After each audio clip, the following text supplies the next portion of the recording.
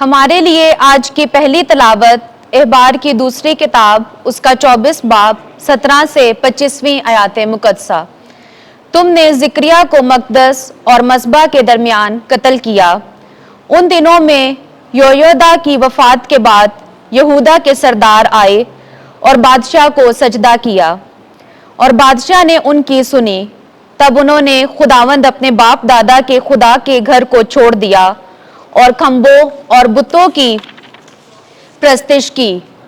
تو اس خطا کاری کے باعث یہودا اور یروشلم پر غضب نازل ہوا، اور اس نے ان کے پاس انبیاء بھیجے تاکہ وہ ان کو خداوند کی طرف پھیریں، اور انہوں نے ان پر گواہی دی مگر وہ شنوا نہ ہوئے۔ تب خداوند کی روح زکریا بن یہودا کاہن پر اتری، تو وہ لوگوں کے آگے کھڑا ہوا اور اس نے کہا، خدا یوں فرماتا ہے کہ تم خداوند کے حکموں کی کیوں نافرمانی کرتے ہو کہ تم کامیاب نہ ہوگے؟ چونکہ تم نے خداوند کو چھوڑا تو اس نے بھی تم کو چھوڑ دیا۔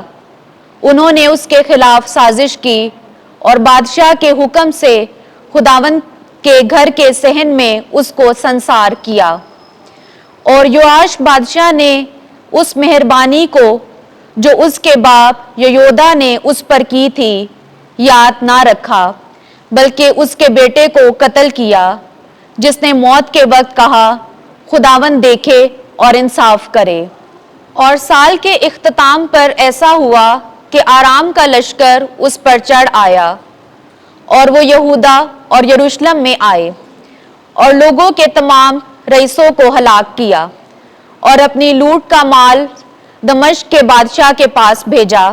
اگرچہ آرام کے لشکر سے آدمیوں کا چھوٹا سا جتھا آیا، تو بھی خداوند نے ایک عظیم لشکر کو ان کے ہاتھوں میں کر دیا، کیونکہ انہوں نے خداوند اپنے باپ دادا کے خدا کو چھوڑ دیا تھا، اور انہوں نے یوآش پر کا فتویٰ پورا کیا۔ جب وہ اس کے پاس سے چلے گئے، انہوں نے اس کو بہت بیماریوں میں چھوڑا، اور اس کے خادموں نے یہودا کاہن کے بیٹے کے خون کے سبب اس کے خلاف سازش کی اور اس کو اس کے پلنگ پر قتل کیا، تو وہ مر گیا اور داؤد کے شہر میں دفنایا گیا۔ لیکن انہوں نے اس کو بادشاہوں کی قبروں میں نہ دفنایا۔ پاک کلام کے پڑھے اور سنے جانے پر خداوند کی برکت ہو۔ زبور نواسی جماعتی جواب: میں اس کے لیے اپنی رحمت ہمیشہ قائم رکھوں گا۔ میں نے اپنے برگزیدے کے ساتھ عہد باندھا ہے، میں نے اپنے بندے داؤد سے قسم کھائی ہے کہ میں تیری نسل کو ہمیشہ کے لیے مستحکم کروں گا اور پشت در پشت تیرا تخت قائم رکھوں گا۔ جماعتی جواب: میں اس کے لیے اپنی رحمت ہمیشہ قائم رکھوں گا۔ میں اس کے لیے ہمیشہ اپنی رحمت قائم رکھوں گا اور میرا عہد اس کے لیے استوار رہے گا۔ میں اس کی نسل دائمی بناؤں گا اور اس کا تخت ایام سما کی مانند۔ جماعتی جواب: میں اس کے لیے اپنی رحمت ہمیشہ قائم رکھوں گا۔ اگر اس کے فرزند میری شریعت کو ترک کریں اور میری قضاؤں کے مطابق نہ چلیں، اگر وہ میرے قوانین کو عدول کریں اور میرے احکام پر عمل نہ کریں، تو میں ان کے جرم کی سزا چھڑی سے اور ان کی تقصیر کی سزا کوڑوں سے دوں گا۔ جماعتی جواب: میں اس کے لیے اپنی رحمت ہمیشہ قائم رکھوں گا، لیکن میں اپنی رحمت اس سے قطع نہ کروں گا اور نہ اپنی وفاداری کو زائل ہونے دوں گا۔ جماعتی جواب: میں اس کے لیے اپنی رحمت ہمیشہ قائم رکھوں گا۔ خداوند آپ کے ساتھ ہو۔ انجیل مقدس متی کے مطابق اے خداوند تیری تمجید ہو۔ چھٹا باب 24ویں سے 34ویں آیت: کل کے لیے فکر نہ کرنا۔ ایک دن یسوع نے اپنے شاگردوں سے کہا کہ کوئی آدمی دو مالکوں کی غلامی نہیں کر سکتا، اس لیے کہ یا ایک سے کینہ رکھے گا اور دوسرے سے محبت، یا ایک سے ملا رہے گا اور دوسرے کو حقیر جانے گا۔ तुम खुदा और दौलत दोनों की गुलामी नहीं कर सकते। इसलिए मैं तुमसे कहता हूं, अपनी जान की फिक्र ना करना कि हम क्या खाएंगे या क्या पिएंगे, और ना अपने बदन की कि हम क्या पहनेंगे। क्या जान खुराक से और बदन पोशाक से ज़्यादा बेहतर नहीं? आसमान के परिंदों को देखो कि वो ना बोते, ना काटते, ना खेतों में जमा करते हैं, तो भी तुम्हारा आसमानी बाप उनकी परवरिश करता है।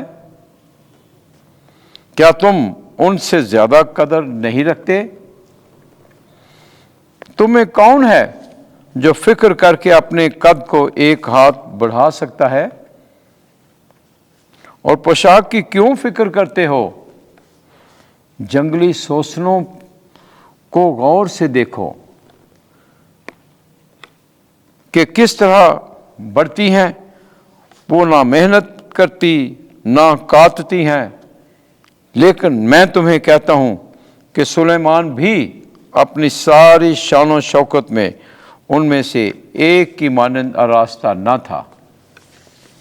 बस जब खुदा मैदान की घास को जो आज है और कल तनूर में झोंकी जाती है यूं पहनाता है, तो ऐ कम में तकादो, क्या तुमको बहुत ज्यादा ना पहनाएगा? इसलिए फिक्रमंद हो कि ये ना कहो कि हम क्या खाएंगे या क्या पिएंगे या क्या पहनेंगे, क्योंकि इन सब चीज़ों की तलाश में गैर कौमें रहती हैं, और तुम्हारा आसमानी बाप जानता है कि तुम इन सब चीज़ों के मोहताज हो। बल्कि पहले तुम उसकी बादशाही और रास्ती को ढूंढो, तो ये सब चीज़ें भी तुम्हें दी जाएंगी। बस कल के दिन के लिए फिक्र ना करो, क्योंकि कल का दिन अपनी फिक्र आप ही कर लेगा। आज का दुख आज ही के लिए बस है। इंजील मुकद्दस के वसीले से हमारे गुनाह मुआफ़ किए जाएं। ऐ मसीह तेरी सताइश हो।